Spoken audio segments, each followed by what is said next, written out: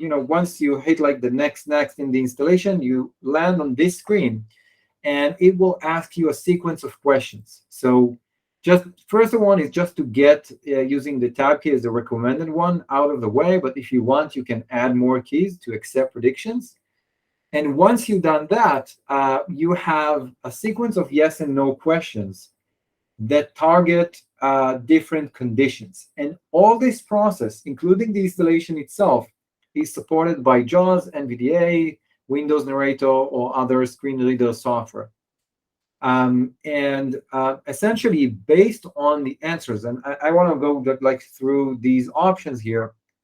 Based on these answers, you will get an optimized experience.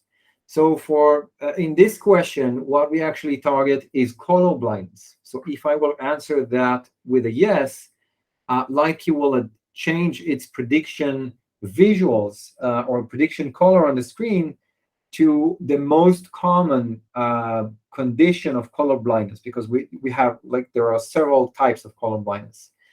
In this question, we target either partial sight or complete blindness. So let's, for the sake of example, answer everything with a yes. This is to target physical typing difficulty, which means that essentially Lightkey shifts its balance between accuracy and the amount of keystrokes it tries to save towards saving more keystrokes at a bit cost of accuracy, because in the understanding of that the user with the physical typing difficulty will invest more energy producing keystrokes rather than considering predictions on the screen. Okay, so this is this setting.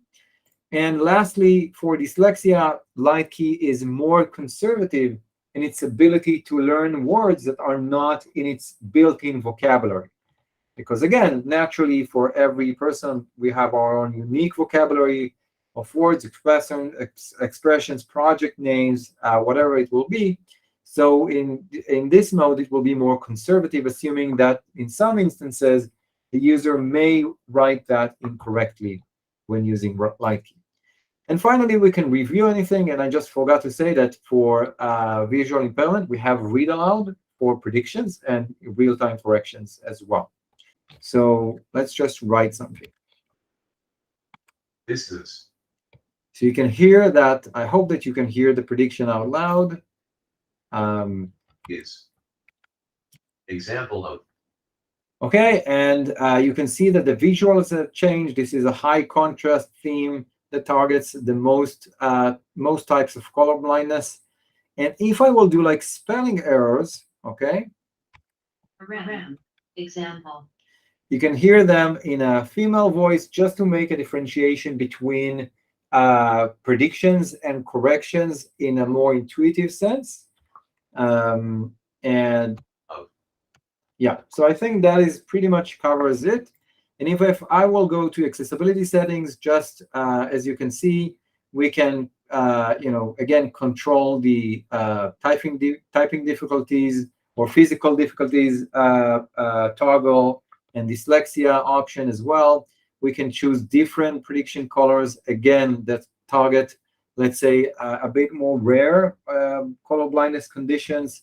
And we can control which voices are we using for each language, and the voice speed, which we also added because as we actually sat down with blind people and saw their work in real time, we realized that they love to increase the voice speed because they are very, very, very good at hearing voice and act on it. So you can control that as well.